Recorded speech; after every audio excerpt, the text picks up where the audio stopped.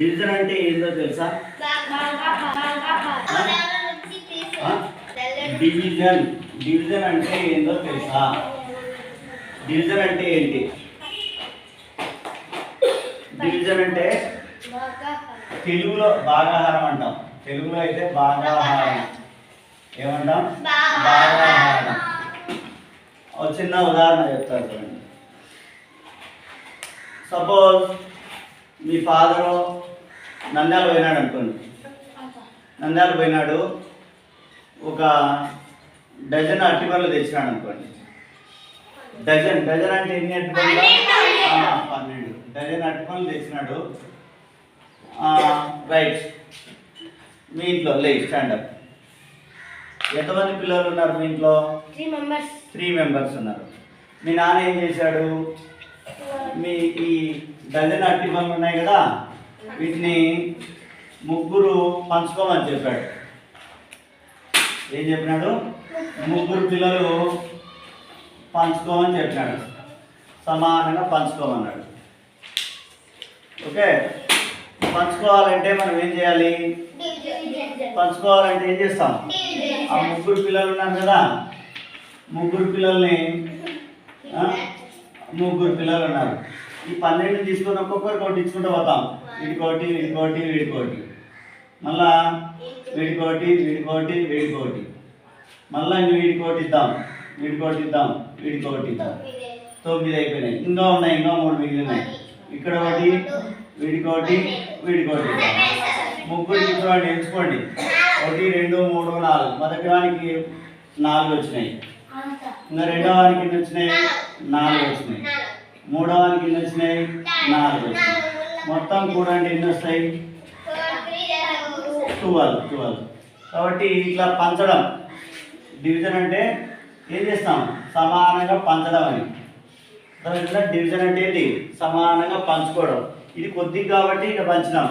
అదే చాలా ఎక్కువ వస్తువులు ఉన్నాయి అనుకోండి, ఒకరి 100 అరటిపళ్ళు తెచ్చినాడు. 100 అరటిపళ్ళు తెచ్చి ముగ్గురే పంచుకోమన్నాడు అనుకోండి. ముగ్గురు సమానంగా పంచుకోవాలంటే ఇలా పంచాలనుకోండి, ఒక్కొక్కటి ఎక్కువ టైం తీసుకుంటుంది. కాబట్టి మనం లెక్కల్లో ఏం చేస్తాము? డివిజన్ చేస్తాం. డివిజన్ చేసేదంటే ఇట్లా ఈ 100ను ముగ్గురికి సమానంగా పంచడం. ముగ్గురికి సమానంగా పంచాలంటే మనం లెక్కల్లో డివిజన్ చేస్తాం. డివిజన్ చేయడం అంటే ఏంటి? చూడండి, మనం ఈ డివిజన్లో మనకు కొన్ని పదాలు ఉన్నాయి. డివిజన్లో మనం నేర్చుకోవాల్సిన పదాలు ఏంటంటే డివిడెండ్ అంటాం. డివిడెండ్ మీద అసలు డివిడెండ్ అంటాం.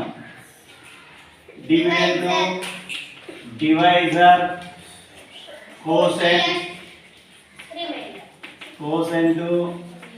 రిమైండర్. ఈ పదాలు మనం నేర్చుకొని ఉండాలి. ఈ పదాలు చూడండి, ఈ పదాలు ఏంటివి? డివిడెండ్ అంటాం, డివైజర్ అంటాం, కోసెంట్ అంటాం, రిమైండర్ అంటాం. ఇప్పుడు ఇక్కడ మనం 100 అరటిపళ్ళు ఉన్నాయి, ముగ్గురికి పంచమన్నాం.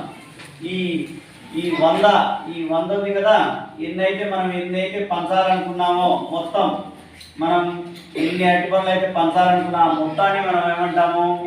డివిడెండ్ అంటాం. పంచాలనుకున్నటువంటి మొత్తం సంఖ్యను డివిడెండ్ అంటాం. ఎంతమందికి పంచుతున్నాము?